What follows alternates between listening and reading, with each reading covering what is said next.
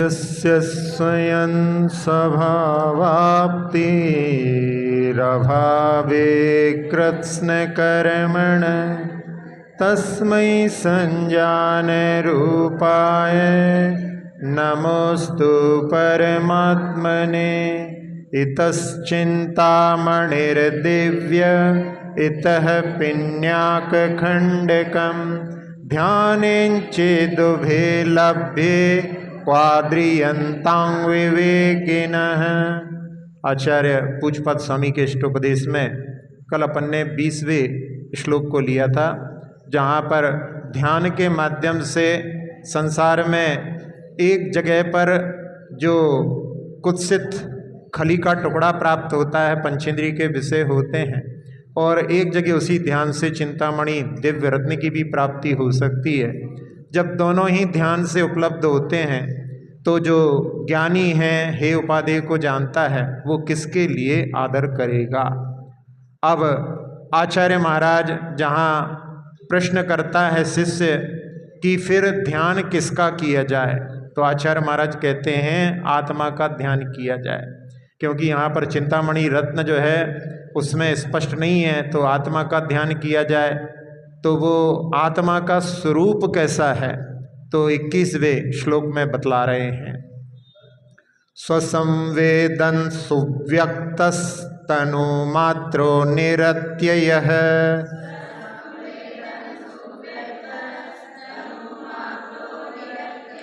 अत्यंत सौख्यवानात्मा लोकालोक विलोकनः।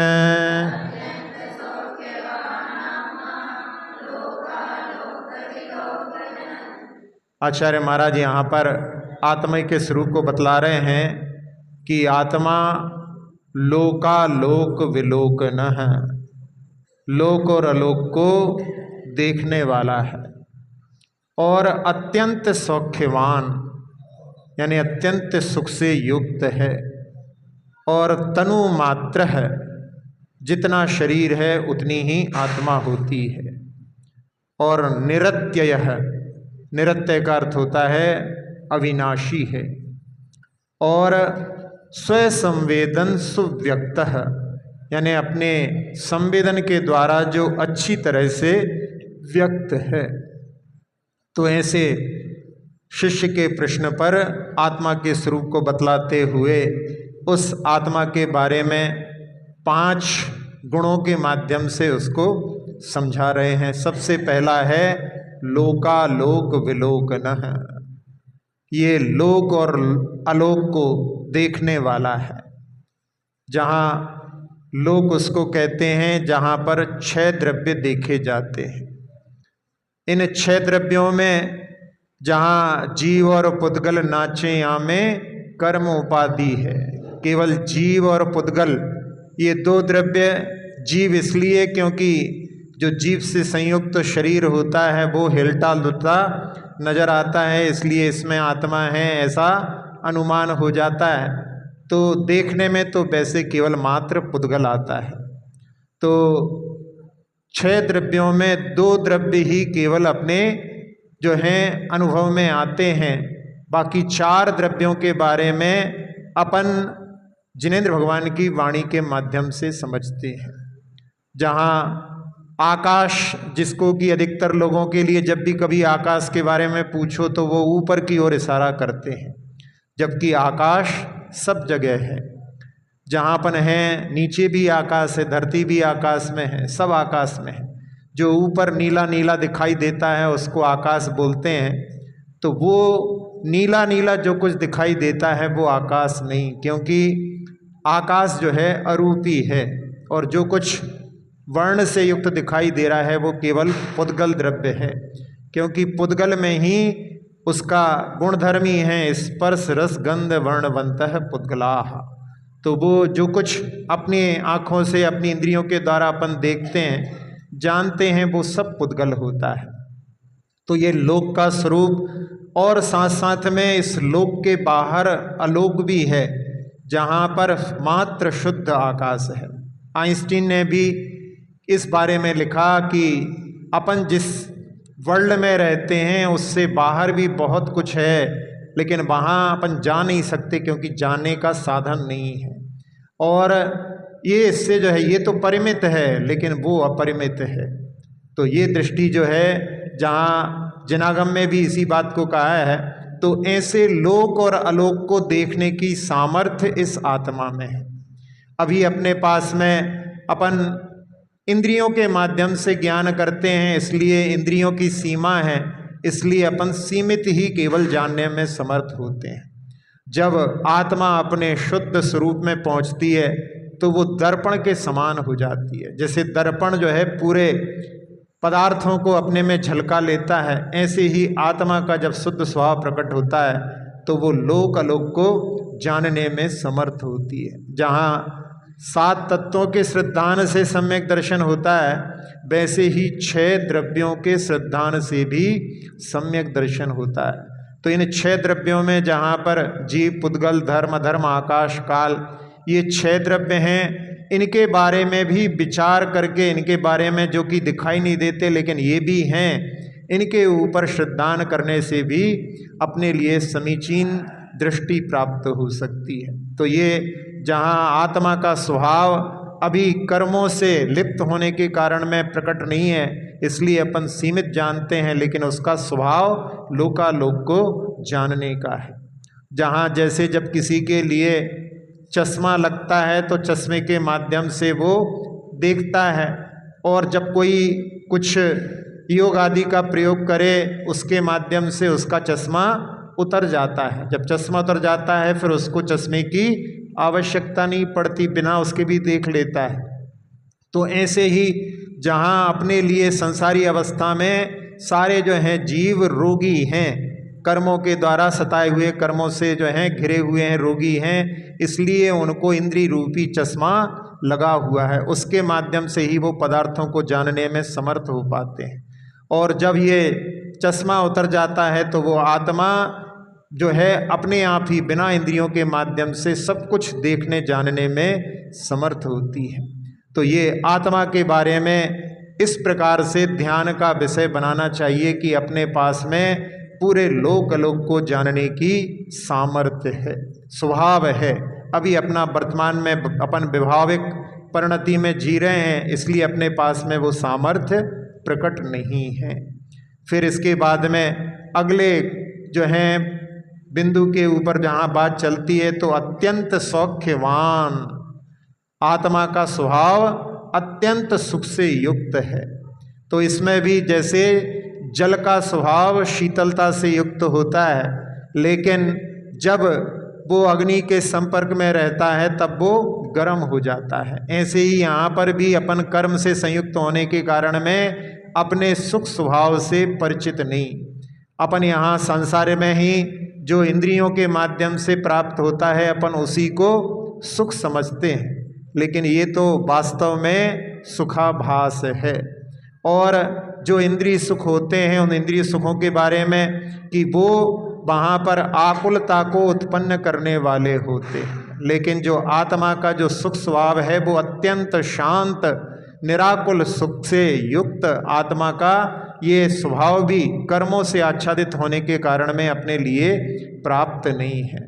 तो उसमें जहाँ कभी निराकुल होकर के बैठ करके इसके बारे में भी विचार करके, क्योंकि अपन ने अनादिकाल से जहाँ केवल इंद्रिय जनित सुख को ही सुख समझा है, और इंद्रिय जनित सुख जो हैं उनके बारे में कि ये इंद्रिय जनित सुख वास्तव में पर के ऊपर निर्भर करते हैं, और उनमें भी जहाँ जो इंद्रियों के माध्यम से सुख होता है, जब इंद्रियां काम करती हैं तब सुख होता है।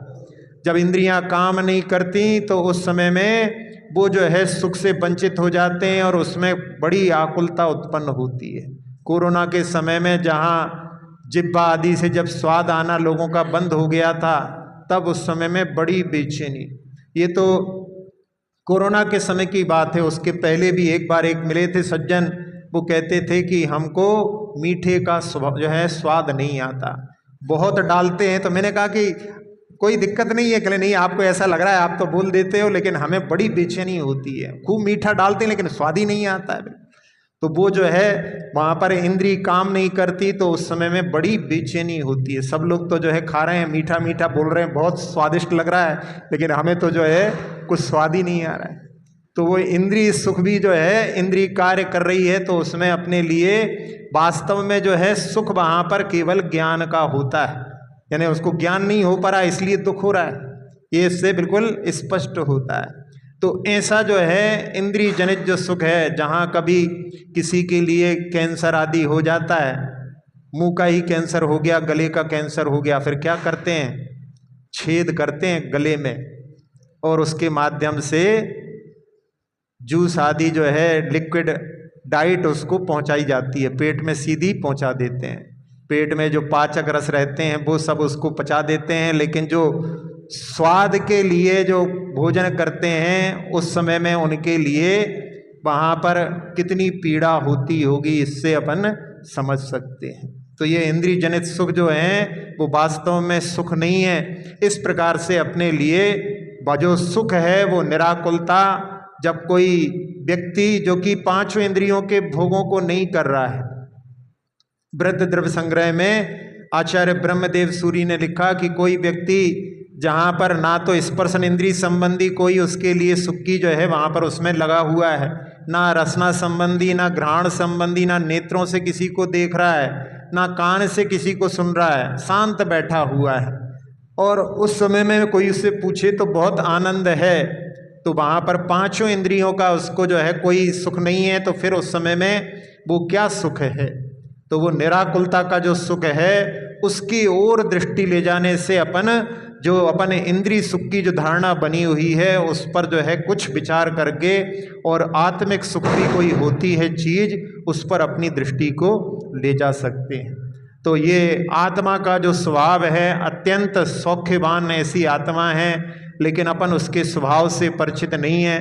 जहाँ जो जिससे परिचित नहीं होता वो उसको कुछ नहीं समझता, जिससे परिचित है वो उसी को सब कुछ समझता है। एक व्यक्ति जो कि गांव से अपने मित्र के यहाँ पर शादी में आया, और वहाँ पर अपने मित्र से वो पूछता है शादी वाला कि तुम्हें क्या पसंद है? तो वो कहता है हमें तो गुड़ की राव बहुत पसंद है, बस वही हमारे लिए सर्वश्रेष्ठ है, उससे ज़्यादा बढ़कर के कोई संसार में चीज़ नहीं होती। तो वो कहता है अरे नहीं, तुमने जो है अभी चखा नहीं है, बहुत सारी चीज़ें हैं। वो कहता नहीं, हमारी दृष्टि में तो इससे बढ़कर के कुछ नहीं है। और वो उसके लिए कि तुम्हें हम खिलाते हैं, वो मना करता नहीं, तुम तो मुझे यदि खिलाना खुश करना चाहे तो बस वही खिला दो।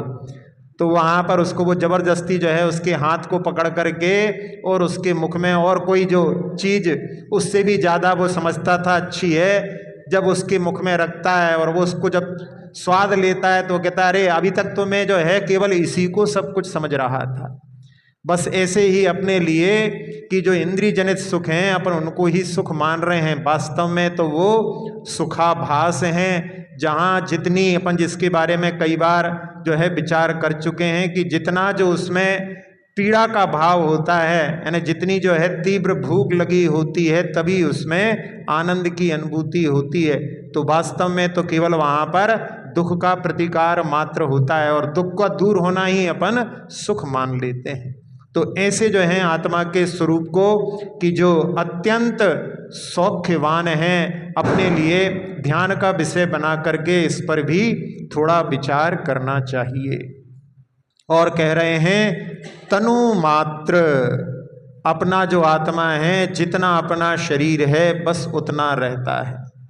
छोटा शरीर रहता है, जब जन्म लिया था, जहाँ मात पिता रज बीरज मिलकर बनी देह तेरी, उस समय में तरल पदार्थ के रूप में छोटा सा जो है आकार था। फिर धीरे धीरे गर्भ में माता के उनके द्वारा खाए हुए भोजन से शरीर की वृद्धि होती है।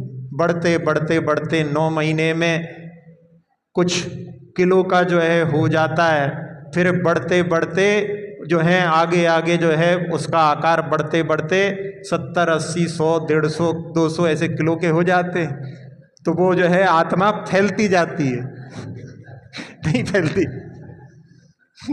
तो वो आत्मा जो है जितना शरीर होता है उतनी बढ़ती जाती है, और बाद में जब वृद्धावस्था आती है तो शरीर फिर सिकुड़ने लगता है। तो उसको जो है शरीर कहते हैं। सीरियंती इति शरीराणी, जो क्षीण होने लगती है और बाद में बुढ़ापे में फिर जो है बिल्कुल ऐसी, कई बार तो ऐसी स्थिति बन जाती है कि जहाँ पर जो है छोटे छोटे बच्चे भी जो हैं उन वृद्ध को उठा सकते हैं, इतनी जो है कम उनकी जो है स्थिति शरीर की सिकुड़ करके हो जाती है। तो उसमें क्या हुआ, यहाँ पर एक ही जीवन में जहाँ अन्य अन्य जीवों को अपन देखें वहाँ पर कि एक चींटी जीवी जीव है उसमें भी आत्मा है और एक हाथी में भी आत्मा है, और हाथी से भी बड़ी ब्लू व्हेल होती है जिसमें उसकी लंबाई जो है 30 हाथियों के बराबर होती है, उसमें भी आत्मा है। एक ही आत्मा है, ऐसा नहीं कि उसमें 30 हाथी के बराबर है तो 30 हाथियों की जैसी आत्मा उसमें प्रवेश कर गई। वो एक ही आत्मा जो संकोच विस्तार शक्ति से युक्त होती है, वो आत्मा जहाँ अलग अलग शरीर में देखते हैं तो अपने लिए ऐसा विश्वास जैसा नहीं होता कि यही आत्मा उसमें भी जा सकती है। तो यहाँ पर अपने ही जो है स्वरूप को अपन देखें तो जहाँ कितना छोटा सा रूप था और बढ़ करके कैसा, और फिर बाद में सिकुड़ करके छोटा हो जाता है। तो अपनी आत्मा जो तन है उतनी रहती है, और उसमें जहाँ उसमें संकोच विस्तार होता है उसके लिए समझने के लिए कि जो छिपकली होती है यदि उसकी पूंछ कट जाए, टूट जाए, गिर जाए तो वो वहाँ पर तड़पती हुई दिखाई देती है, और वहाँ पर जो उसका बड़ा जो शरीर, मूल शरीर है, बहुत दूर होने के बाद में भी कुछ देर तक वो वहाँ पर तड़पती रहती है। तो उसमें क्या होता है कि उसमें आत्मा का विस्तार हो जाता है, आपस में वो दोनों भाग जुड़े रहते हैं। और आजकल ऐसी फोटोग्राफी भी आ गई है, क्लियन फोटोग्राफी में, कि उसका फोटो खींचते हैं तो दोनों के बीच में वहाँ पर सफ़ेद एक धारा भी दिखाई देती है जो कि उसके ऑरा की फोटो रहती है। और बाद में जब वो उसमें से अपने आत्मा के शरीर जो प्रदेश हैं उनको संकुचित कर लेता है, क्योंकि मूल शरीर में चले जाते हैं, जो छोटा सा शरीर है उसमें से जो है आत्मा निकल जाती है, तो फिर बाद में फोटो खींचने पर वहाँ पर जो पहले लाइन आ रही थी वो आना बंद हो जाती है।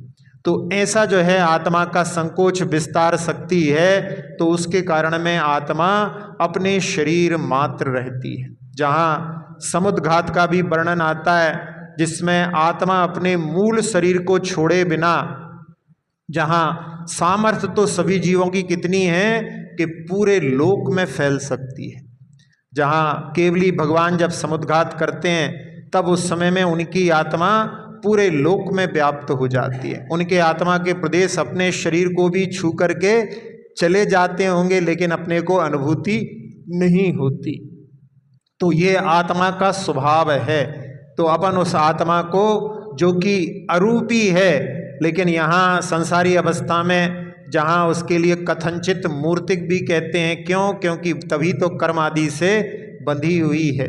तो ऐसी जो है आत्मा के बारे में विचार करना कि जितना अपना शरीर है उतनी अपनी आत्मा है। जो नख नाखून जो बाहर निकल जाते हैं, जो केश बड़े हो जाते हैं, उनमें आत्मा नहीं होती, क्योंकि उनको वहाँ पर तोड़ने पर आपको कष्ट नहीं होता। लेकिन जो बिल्कुल पास वाला भाग है नाखून के, जैसे कभी कभी कट करते समय में जो है किनारा कई बार लोगों के लिए बहुत पीड़ा देने वाला होता है, तो वहाँ पर जहाँ पर जो है पीड़ा की अनुभूति कट करने पर होती है, वहाँ पर जो है वो आत्मा के प्रदेशों का जो है वहाँ पर अभी संपर्क है, इसलिए वहाँ पर पीड़ा की अनुभूति होती है। और अपने मुख के अंदर का जो खाली भाग है, अपने कानों के अंदर, नासिका के अंदर, ये खाली भाग में भी आत्मा नहीं होती।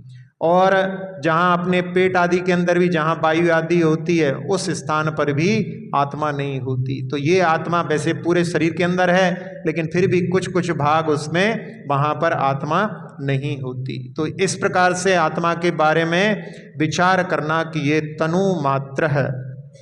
फिर इसके बाद में कह रहे हैं निरत्ययः। निरत्यय का अर्थ होता है अविनाशी। ये आत्मा जो है जीव द्रव्य है, और जीव द्रव्य जो होता है वो यानी कोई भी द्रव्य हो, द्रव्य का स्वभाव है कि वो कभी भी नाश को प्राप्त नहीं होते, क्योंकि द्रव्य की उत्पत्ति नहीं होती। आचार्य समंतभद्र स्वामी ने नैवा सतो, यानी जो सत है उसका कभी नाश नहीं होता। नैवा सतो जन्म सतो न नाशो। जो असत है उसका जो है कभी जन्म नहीं होता, और जो सत है उसका कभी नाश नहीं होता, सत का भी जन्म नहीं होता। तो इस प्रकार से द्रव्य का कभी जन्म नहीं होता, जो है नहीं उसकी कभी उत्पत्ति नहीं होती, और जो है उसका कभी नाश नहीं होता। तो इसके माध्यम से क्या हुआ कि द्रव्य है आत्मा, तो आत्मा कभी नष्ट नहीं होता, लेकिन उसमें द्रव्य में पर्याय निकलती हैं। पर्याय जो है प्रति समय में उसमें नई नई पर्याय निकलती रहती है। तो वो पर्याय चूंकि उत्पन्न होती हैं, जो जो उत्पन्न होता है वो नाश को भी प्राप्त होता है। तो उसके माध्यम से पर्याय जो हैं परिवर्तित होती रहती हैं। जहाँ जो पर्याय मनुष्य भव की पर्याय हैं वो जो है नाश हो जाएगी, लेकिन द्रव्य का नाश नहीं होगा। फिर उसमें जहाँ जीव चारों गतियों में कहीं जाता है वहाँ पर फिर वो नई जो है किसी पर्याय को धारण कर लेता है। तो ऐसे जो है आत्मा कभी भी नाश को प्राप्त नहीं होती। तो इसकी कोई शुरुआत नहीं है और इसका कोई अंत नहीं है। तो ऐसे जो है अपने आत्मा के जहाँ अस्तित्व गुण के माध्यम से कभी भी इसका नाश नहीं होता। इसलिए जहाँ जो भयभीत होते हैं मृत्यु आदि से, उसके बारे में कि द्रव्य कभी भी नाश को प्राप्त नहीं होता, पर्याय केवल बदलती है।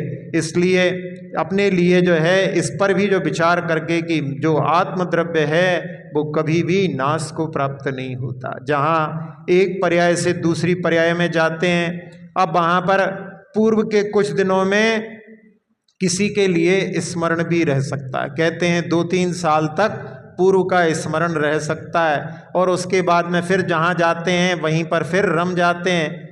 तो ऐसी जो है कई घटनाएं घटती हैं जिनके माध्यम से पुनर्जन्म के सिद्धांत को भी अपन इसके माध्यम से समझ सकते हैं। एक व्यक्ति जो जबलपुर में एक चेरी ताल है, वहाँ पर एक ट्रक में रात में किसी ने उसका मर्डर किया, और वो मर करके छतरपुर के पास कहीं पर जन्म लिया। और जन्म लेने के बाद में फिर उसके लिए कुछ स्मरण आया, तो बाद में उसने बताया कि हमारा जो है मरण वहाँ पर किया गया था। और वहाँ पर जब जाकर के देखा तो जो चेरीताल जो स्थान है उसके पास में जो पुलिस चौकी थी वो वहाँ पर कई वर्ष बीत गए थे उसमें, और वो जो पुलिस ऑफिसर वहाँ पर जिसने उसकी जब वहाँ पर मर्डर हुआ था उस समय में तहकीकात की थी, और बाद में यहाँ पर ये जो लड़के ने बताया तो वही ऑफिसर वहाँ पर फिर से था, है ना, ट्रांसफ़र आदि हुआ होगा, लेकिन बाद में फिर पुनः वहीं पर आ गया था। तो उसको जो है पूर्व का केस स्मरण में था क्योंकि उसने तहकीकात की थी, तो उसने वहाँ पर ये जो है घटना पेपर में छपी हुई थी। तो इसके माध्यम से ये कुछ ऐसे जो हैं उदाहरण हैं जिसके माध्यम से आत्मा कभी भी नाश को प्राप्त नहीं होती। अब इसके बाद में आखिरी जो विशेषण जिसके माध्यम से अपनी आत्मा के लिए स्वयं संवेदन सुव्यक्त, अपन अपने संवेदन के माध्यम से अपने आप को स्पष्ट जानते हैं, इसके लिए किसी भी इंद्रिय की आवश्यकता नहीं पड़ती।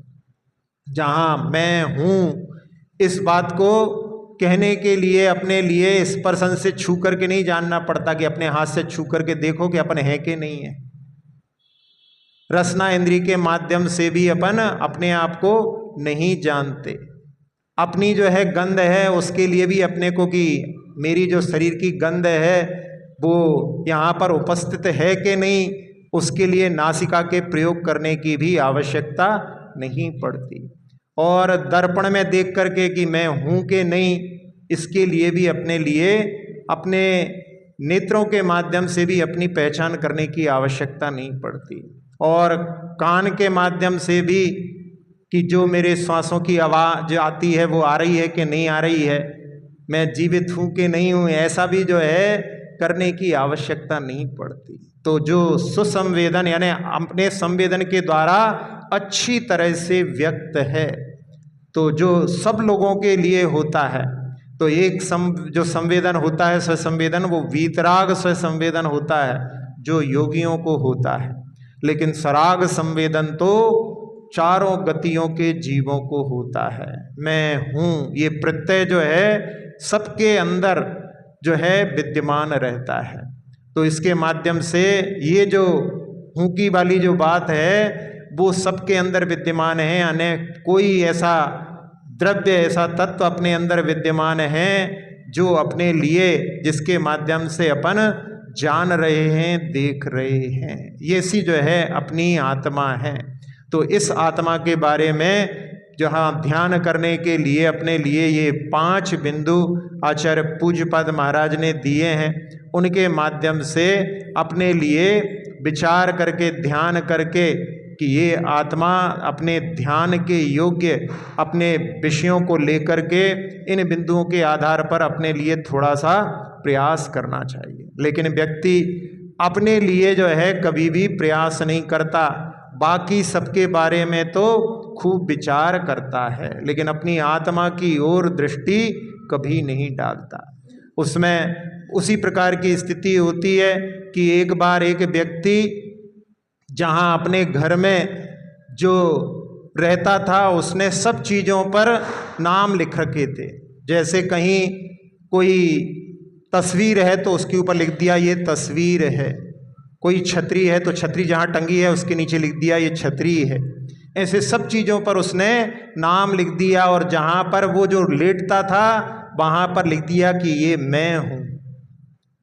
और एक दिन ऐसा हुआ कि जहाँ उसकी जब नींद खुली तो वो जो है उठ करके टॉयलेट करके लौट करके आया और उसने देखा सब चीज़ें अपनी जगह पर हैं, लेकिन यहाँ पर मैं तो हूँ ही नहीं।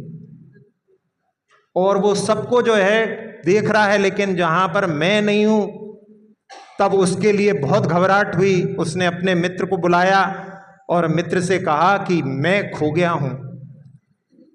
हंसी आ रही है अपने को, लेकिन जो है वहाँ पर जिस बात को बतलाया जा रहा है वहाँ पर अपन सब कुछ बाहर तो देखते रहते हैं, अपने बारे में कभी विचार नहीं करते, उसके लिए इंगित किया जा रहा है।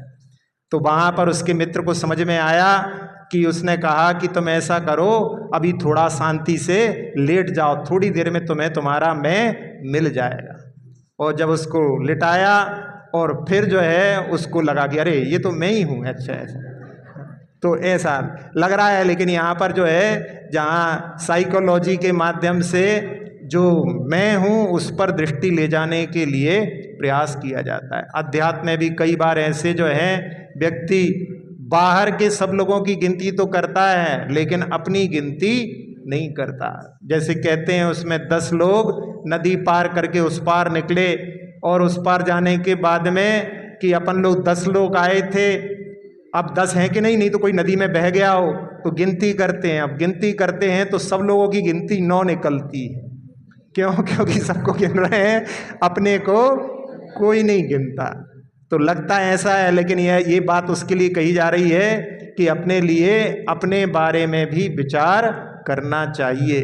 तो जहाँ ध्यान के लिए आचार्य महाराज ने ये बिंदु दिए हैं, अपने को थोड़ा सा समय निकाल करके अपनी आत्मा के बारे में भी विचार, क्योंकि ये इष्टोपदेश ग्रंथ जो है, इष्ट उपदेश यानी जो अपने हित का उपदेश देने वाला, जो अपने कल्याण का उपदेश देने वाला ग्रंथ है।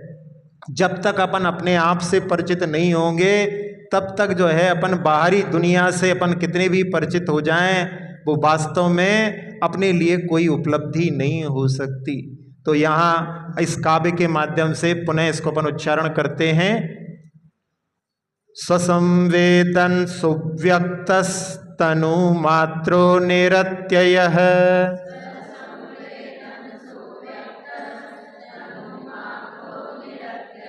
अत्यंत सौख्यवानात्मा लोकालोक विलोकनः।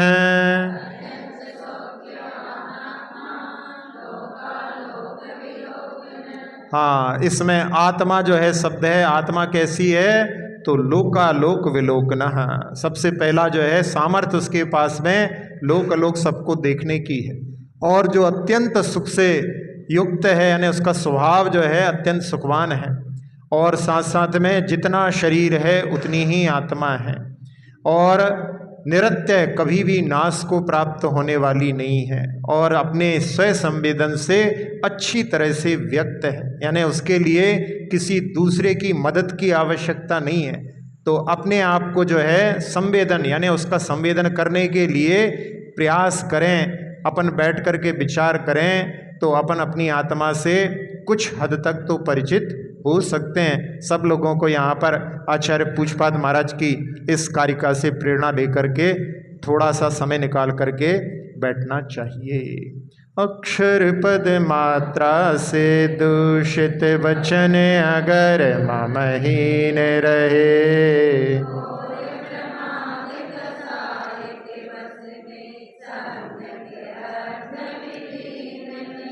जिन वाणी माता मेरी उन सब त्रुटियों को क्षमा करें।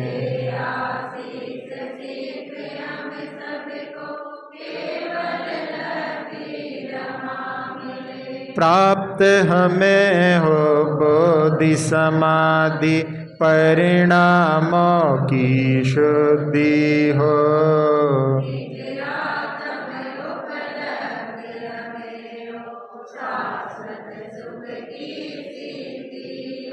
चिंतित वस्तु दात्री माता चिंतामणि उपमा भाति।